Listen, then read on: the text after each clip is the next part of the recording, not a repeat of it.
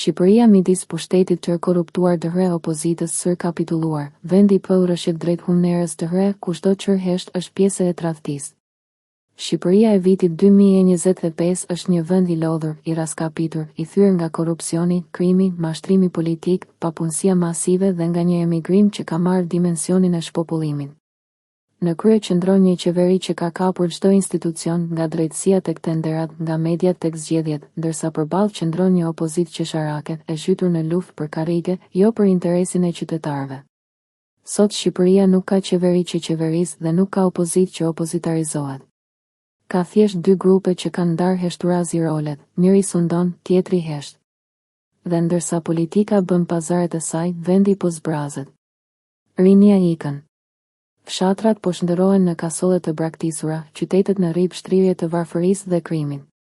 Krimi i organizuar qarkullon me makina të blinduara dhe vrau kudo, edhe pranë aeroportit të Rinasit, siç ndodhi në atentatin ndaj Gilmando Danin. Qeveria sheh, policia mblidhet për të mbledhur gëzhojat, ndërsa ministrat flasin për rend të garantuar. Ironi. Sarkazëm. Fyerje ndaj inteligjencës së një populli.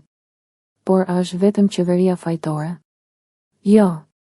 Sepse kur pushteti tenton të sundoj pa kufi, roli i opozitës është ta ndalojë.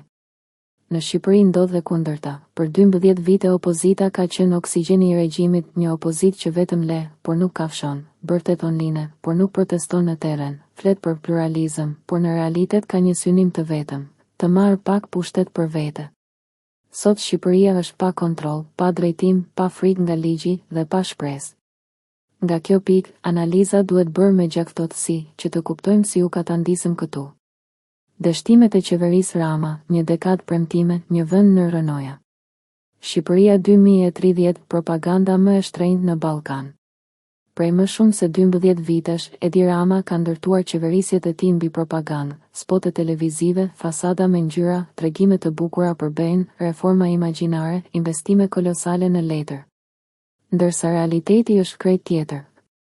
Shqipëria ka një nga pagat më të ulta në Europën, sondazhet e Transparency International, renditet ndër vendet më të korruptuara të kontinentit, sistemi shëndetësor është në gjendje katastrofërini apo ikën masivisht. Rama ka ndërtuar një qeverisje të marketingut, jo të rezultateve. Stadiume, hotele, me shifra marramendëse, koncesione që kushtojnë qindra milion euro për pastrimin e qyteteve, ndërsa qytetet mbyten nga plerat. Emigracion masiv, vendi po zbrazet. Fakti më i rëndë që duhet të mbaj përgjegjësi një qeveri është mbijetesa e popullit të vet. Në vitin 2013 Rama premtoi rilindje. Sot kemi mbi 800.000 shqiptar të larguar në vetëm 12 vite, mbyllje shkollash në fshatra, sepse s'ka më fëmijë mjek, inxhinier, punëtor, polic, çdo profesion po ikën, familjet po ndahen, prindërit të moshuar jetojnë vetëm. Shqipëria është shpopulluar më shumë se çdo vend tjetër në Europë në kohë paqeje. Kjo nuk është thjesht dështim, është katastrofë kombëtare. Kapja e drejtësisë, premtimi i madh që u kthye në farsë. Rama prezantoi reformën në drejtësi si shpëtim kombëtar. Sot, drejtësia është thjesht një instrument politik. Spak shpesh merret me spektakël, jo me bandat që sundojnë territorin, prokuror e gjyqtar të shkarkuar për pasuri, marrin vendime me ndikim politik, hetimet për oligark, dhe korrupsion të qeverisë vonohen ose mbyllen. Reforma në drejtësi ishte premtuar për të ndëshkuar korrupsionin e të mëdhenjve. Sot e përdorin për të shantazhuar njëri tjetrin dhe për të trembur kundërshtarët. Krimi i organizuar, sundim paralel. A mund të quhet shtet normal ai ku? Atentatet ndodhin në mes të ditës, makinat gjenden të djegura pas çdo vrasje, kokaina kapet me tonelata në portet të kontrolluara nga shteti, krerët e grupeve kriminale hyjnë e dalin nga Shqipëria pa problem. Në 2022 u kap rekord botëror i kokainës në portin e Durrësit. Në 2023, Europol deklaroi se Shqipëria është një nga 3 qendrat kryesore të trafikut të drogës në Europë. Vit pas viti, vendi përmendet në raportet ndërkombëtare si zona me rrezik të lartë kriminal.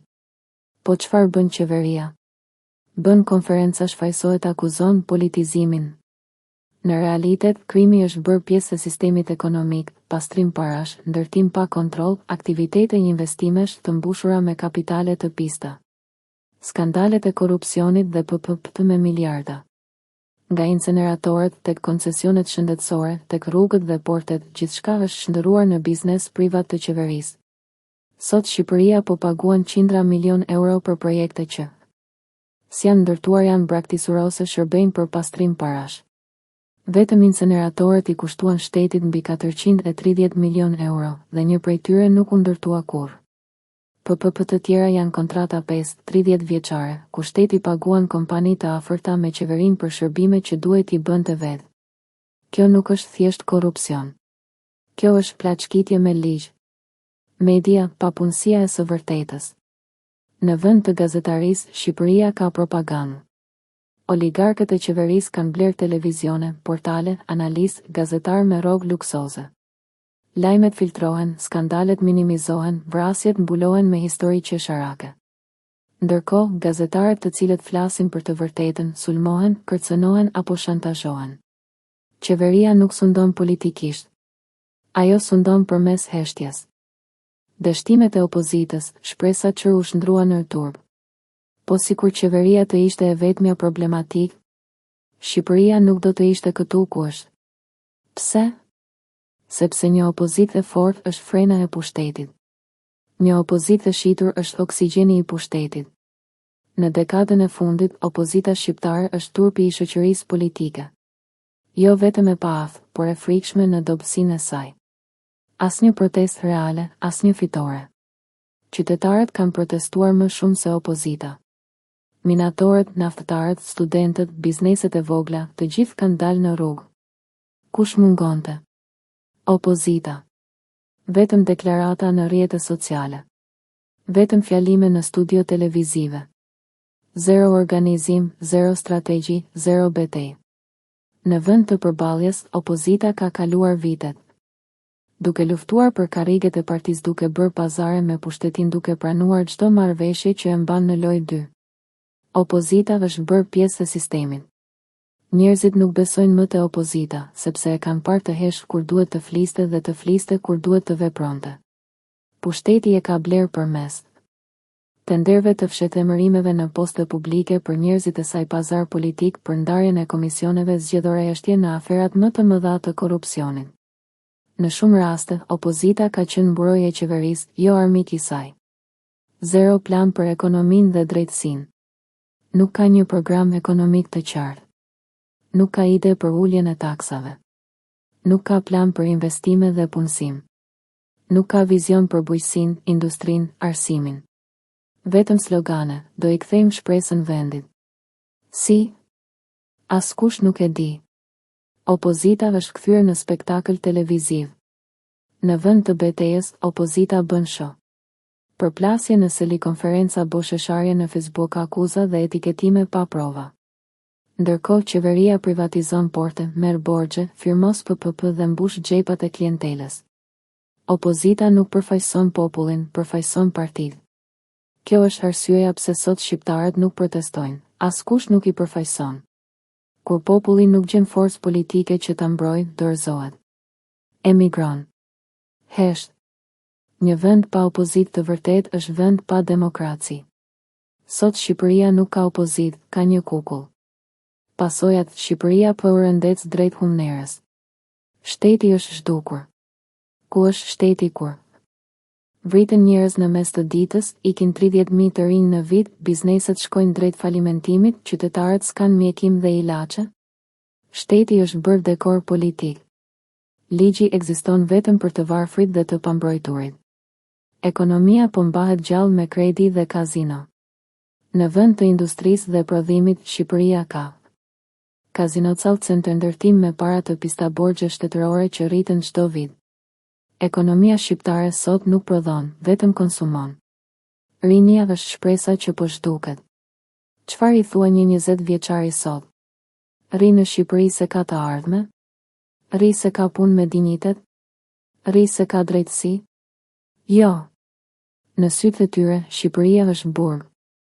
Shqipëria rrezikon të bëhet vend bosh. Nëse vazhdon ky ritëm emigrimi, në vitin 2040 Shqipëria do të ketë më pak se 2 milion banor. Pa punëtor, pa të rinj, pa ekonomi, pa kulturë, pa identitet. Kjo është humner. Jo metafor, realitet matematikor. Kush është fajtor?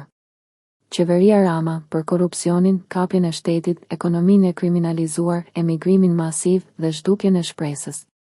Opozita për heshtjen, për dorëzimin, për pazaret, për tradhtin ndaj qytetarëve. Por ka edhe një fajtor të tretë. Populli që hesht. Sepse kur një popull pranon të shtypet, bëhet pjesë e shtypjes.